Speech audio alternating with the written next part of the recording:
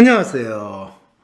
황상민의 심리상담소 황상민TV 시작하겠습니다. 역시 입시철이니까 또 이 수험생과 관련된 이런 상담 사연이 참 많이 오네요.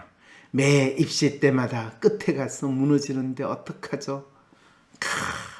이거는 참 어떤 성향과 관계없이 끝에서 무너지는 친구들 많아요. 리얼도 그렇고 로맨은 가장 많고 뭐 휴먼도 그렇고, 휴먼은 사실 뭐 입시 때까지 안 하고 한 3월 달부터는 어샤샤 하고 시작을 해요. 4월 5월까지는 가요. 6월부터 그때부터 무너지기 시작하죠. 가장 먼저 무너지는 게 이제 휴먼이고, 그 다음 7월 8월 가면 에이전트는 그래도 가는데, 에이전트는 7월 8월 지나서 이제 모의고사 9월 모의고사 보고 이제 되게 무너지는 상황이 벌어져. 내가 그렇게 공부를 했는데 결과가 안 나왔어요. 이렇게 되는 상황이 벌어지고, 아이디얼리스트는 이제 본인이 처음부터 어떻게 생각하느냐에 따라서 달라지는 거고, 로맨, 리얼 참 끝에 가서 무너지는 거 경험 많이 하죠. 자, 어떤 사연인지 한번 봅시다. 안녕하세요. 저는 늘 마지막 시험에서 꼬꾸라져 왔던 것 같습니다. 첫 수능에서도 평소 실력이 한참 못 미치는 성적이나 점수 맞춰 가까운 대학에 진학했습니다. 자신 없고 소심한 제가 미웠어요. 로맨이신가 이분? 미련이 남았는지 대학 적응이 어려웠고 휴학을 하고 무기력하게 지내는 상황에서 벗어나 결국 제 꿈을 위해 다시 공부하기로 했습니다. 이분 꿈이 뭐였을까요? 여기서부터 네 꿈이 뭔데? 라고 물어줬어야 되는데, 네, 마침 저와 무척 비슷한 처지의 한 사례와 함께 극복 방법을 소개하는 기사를 접하게 되었습니다. 이거 이제 불행한 운명의 시작이죠. 왜냐하면 이런 참 본인이 시험을 보면 평소와는 참 다른 모의고사 성적보다 훨씬 낮은 점수를 받았다, 그걸 극복한다 하면서 하나만한 속에 기사들 항상 놓으면 그 기사 속 정신과 의사 선생님의 상담을 보면서 저라면 제 문제가 전혀 해결되었다는 느낌을 받지 못할 것 같았습니다. 그렇죠. 뻔한 소리하는 이 기사 속의 전문가 멘트를 보면서 이분이 열받으셨어요. 그렇다고 정신과 의사 이야기를 하면 안 되는데, 저가 정신과 의사분에 대해서 그렇게 뭐 썩 좋은 이야기를 하는 것 같지 않다고 제가 이런저런 소리를 주위에서 듣다 보니까, 왜냐하면 그분들이 너무 안타깝거든요. 사실 정신과 의사분은 말은 정신과, 그러니까 우리는 정신과 의사들이 마음에 대해서 뭔가 아는 분이라고 알잖아요. 근데 정신과 의사는 말은 정신이라고 이야기하지만 그분들이 다루는 거는 뇌, 신경전달 물질, 또 신경계 이상, 이렇게 주장을 하시거든. 그래서 그분들은 진짜 마음하고는 아무 관계 없는데 정신이라는 단어를 사용하기 때문에 정신과 의사는 마음의 아픔을 다룬다라고 우리가 믿고 있으니까, 이건 완전히 단어 때문에 사기당하고 있는 것 같은 그런 생각이 들거든요. 근데 그 정신과 의사분이 기사에 뭐라고 이야기했냐면, 자기 자신에 대한 부정적인 믿음을 인지하고 찾아내어 다른 긍정적인 생각으로 재구성을 해보고, 부정적인 생각들이 잘 교정이 되지 않는다면 그냥 힘들다는 것을 주변에 표현해 보라는데, 자신에 대한 부정적인 믿음을 잘 파악하고 또 그걸 긍정적으로 바꾸고, 또 부정적인 생각들을 긍정적으로 바꾸는 게 잘 되지 않으면 저 힘들어요, 도와주세요, 힘들어요, 이런 이야기를 주변에 해봐라는 거, 참 좋은 이야기네요. 뭐 그럴듯하게 돌리네요. 그런데 이 사연 보내주시면 뭐라, 저라고 안 해봤겠습니까 박사님? 저도 시험 때 평소 실력에 한참 못 미치는 결과를 내고 우울과 무기력에 쉽게 빠지는 이들을 위해 이 기사 분석과 함께 어떻게 시험 준비를 하면 좋을지 알려주시면 감사하겠습니다. 이 열받은, 이 사연 보내주신 분 이 톤을 봐서 완전히 총구석, 방구석은 아니고 총구석에 있는 어떤 젊은인 것 같으니까, 대체 어떤 기사 내용이길래 이렇게 이야기를. 정신의학신문 2021년 11월 15일 수능 있는 그 주에 닥터스 메일 해가지고 우울증이 너무 심해 벼랑 끝에 몰린 기분이에요 이러면서 사연에 대해서 이제 정신과 전문의 의사가 상담을 해준 그런 내용인 것 같네요. 뭐 제가 감히 어떻게 정신과 의사 선생님이 상담한 거에 대해 토를 달겠어요. 그렇지만 이 어떤 사연이 왔는지 그건 한번 보입시다. 안녕하세요. 저는 22살 대학생입니다. 저는 지금 꿈을 위해 입시를 다시 시작하고 있습니다. 이렇게 사연이 나오면요, 또 머릿속에는 바로 상담 모드가 들어가지고, 얘야, 너 꿈이 뭐니? 너 꿈이 뭔데? 왜 입시를 다시 시작하니? 이렇게 질문이 벌써 당장 나오거든요. 정신과 의사 선생님이 조언을 줄 때는 그렇게 조언을 줬으면 좋았을 거라는 생각이 든다는 거죠. 재수를 했지만 오랜 기간 우울증이 너무 심해서 항상 끝에 가서 무너지고 말았어요.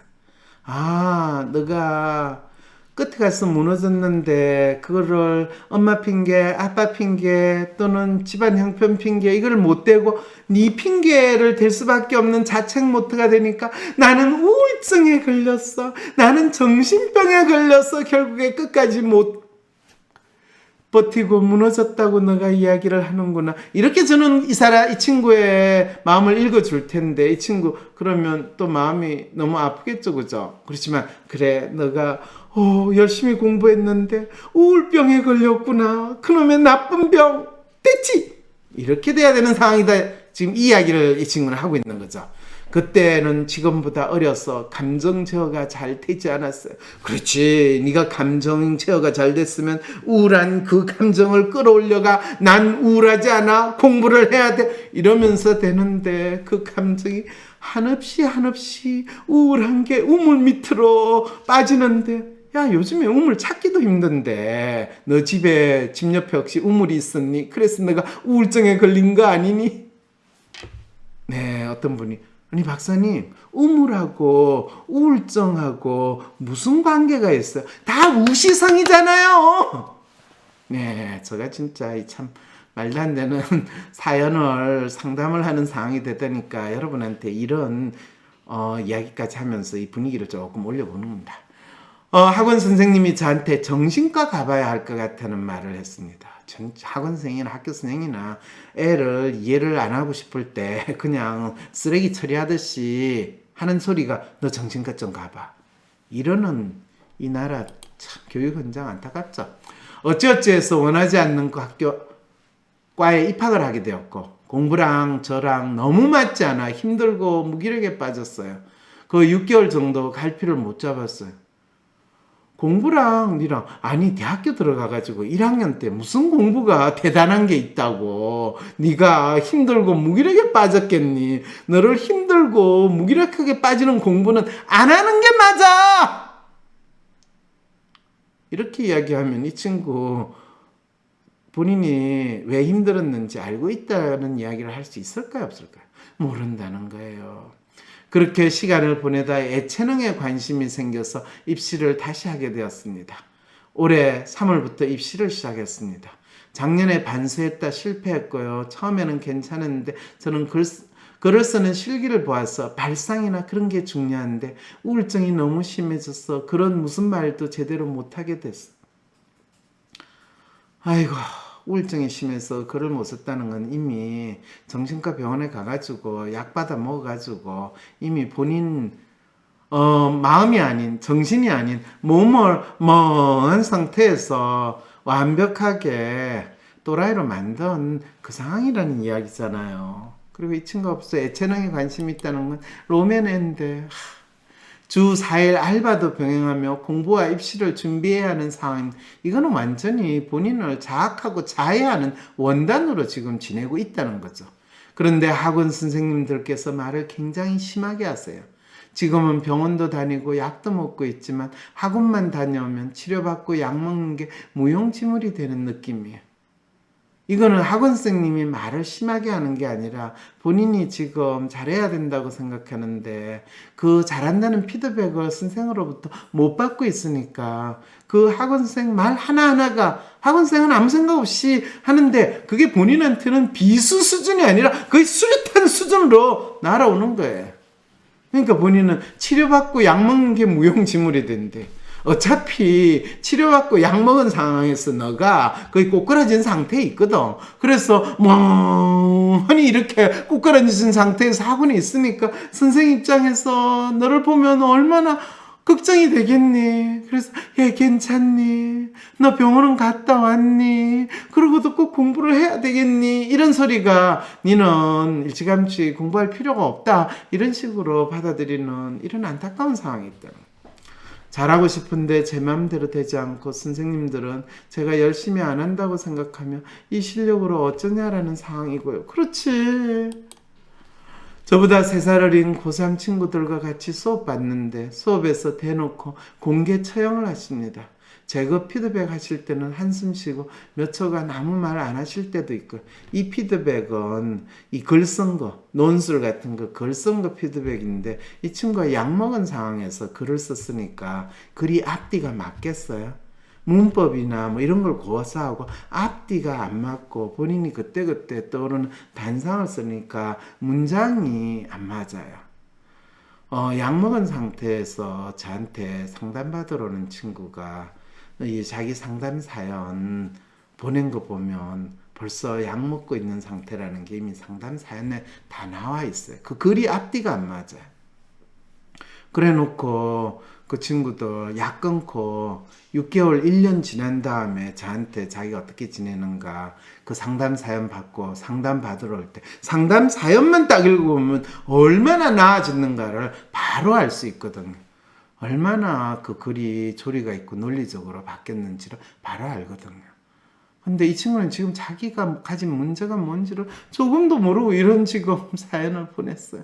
학원에만 가면 숨이 막히고 그 전날까지 괜찮았던 기분도 금세 가라앉고 집에 가면 다음 날에는 하루 종일 집에만 누워있게 됩니다. 이게 이 친구는 학원에 가서 그렇다고 하는데 본인이 약을 먹어서 그렇다라고는 조금도 생각하지 않는 상황이죠. 저도 집에서 나가서 씻고 가방도 챙기고 밥도 먹지만 집 밖으로 나가는 게 너무 힘들어요. 이게 약의 효과라고 한다면 여러분 믿으시겠어요? 약의 부작용이라고 한다면 믿으시겠어요? 평일에는 생활 패턴을 약 먹고 좋은 생각하고 긋기도 좀 하고 그런 게 학원 갔다 오면 패턴이 무너지고 만돼요. 오 마이 갓. 얼마나 이 친구는 본인이 약을 먹고 일어나는 상황을 학원 탓으로 돌리고 싶은, 그래서 내가 공부를 못해도 봐주세요. 공부를 할 수가 없는 상황이에요. 학원을 못 나가니까 제가 공부를 못하는 거잖아. 이 본인의 믿음에 가득 찬 생각을 사연으로 보낸 거죠. 약 먹어서 좀 좋아진 줄 알았는데 안 좋아지고 한 주에도 이러다가 내가 날 죽이겠구나라는 날이 몇 번씩 있는데 그럴 때마다 너무 힘듭니다. 약 먹고 선생님이랑 좋은 생각하고 약속해도 너무 힘든 날에는, 이건 의사 선생님이에요. 너무 힘든 날에는 이게 무너지니까 저도 어떻게 해야 할지 모르겠네요. 제가 너무 나약한 건가라는 생각도 들고, 원래 이번 학기까지 휴학할 생각이었는데 학교에서 연속으로 1년 이상 휴학 안 된다 해서 당장 다음 달부터 복학해야 합니다. 학원비 다음 달부터 100만 원씩 제가 내야 하고 모든 상황이 절 너무 숨막히게 합니다. 정신적으로 절 잘 붙들고 있으면 괜찮을 거라 생각했는데 자꾸 벼랑 끝에 몰린 기분이에요. 매일매일이 너무 힘들어요. 제가 결정한 거니까 책임지는 게 맞는데. 여러분, 이 사연을 보니 여러분은 어떤 생각이 드세요? 이 친구가 진짜 학원에서 공부하는 게 힘들고 그 나쁜 학원 선생이 이 학생을, 이 여리고 한 학원 선생을, 이 학생을 너무 난폭하게 말을 해서 이 학생이 힘들까요? 저는 이 사연에 왜 WPI 프로파일이 없나 생각하면서 이 프로파일은 로맨의 원단이고 어쩌면 로맨의 매뉴얼이 높은 학생이겠구나라는 생각은 드는데 그래도 프로파일이 없어 왜 그랬냐면 그 이유는 아주 분명하네요. 이게 정신의학 신문에 놓은 독자 투고 사연이었어요. 그러니까 정신의학 신문의 독자 투고 사연이니까 또 여기에 대해서 정신과 의사 선생님의 상담 내용이 있겠죠. 그 의사 선생님의 상담 내용은 여러분들이 한번 정신의학 신문 2021년 11월 15일 우울증이 너무 심해 벼랑 끝에 몰린 기분이에요 라고 하는 이 사연에 대해서 의사 선생님이 어떻게 상담했는지 한번 찾아보세요. 그리고 여러분, 의사 선생님이 어떻게 이 사연을 이해했는지, 그리고 이 참 힘들고 불쌍한 학생한테 정신과 의사 선생님이 하는 상담이 어떤 수준인지 한번 여러분이 직접 확인해 주세요. 그것이 더 제가 이 학생의 문제에 대해서 이러쿵저러쿵 상담하는 것보다 더 나을 것 같아요. 왜?